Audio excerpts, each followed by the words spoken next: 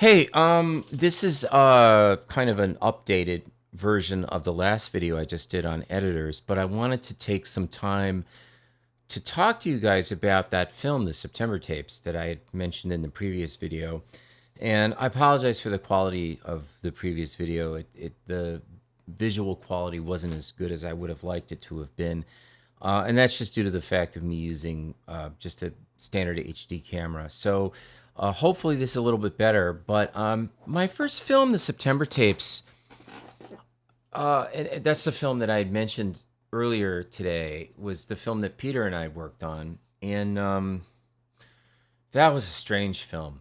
And I think your first film really can imprint upon you your general sort of sense of what the film industry can be like, for better or for worse. And what I mean by that is, if you don't have a really super positive experience, it can really kind of color your attitude about the industry. And after I scored my first movie, I thought about leaving the industry because it was such a difficult project to work on.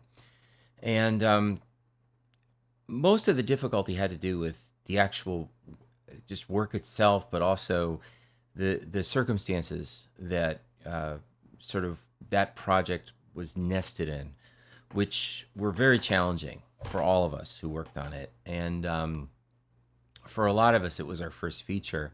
And for some strange reason, that film ended up going to Sundance, and it ended up becoming something larger than what we ever thought it would be. And it's a strange film. It just is. For better or for worse, you can't control what happens after the film's released. That's something you have to really let go of. Once it's out, the genie is out of the bottle. So I'm going to talk more specifically about the film with some of the people who worked on it over the next year or so, and there will be a podcast and that will be following up as well. So just stay tuned for that. And again, sorry about the quality of the last video I did, but hopefully moving forward, I can dial that in a little bit more. So have a great day.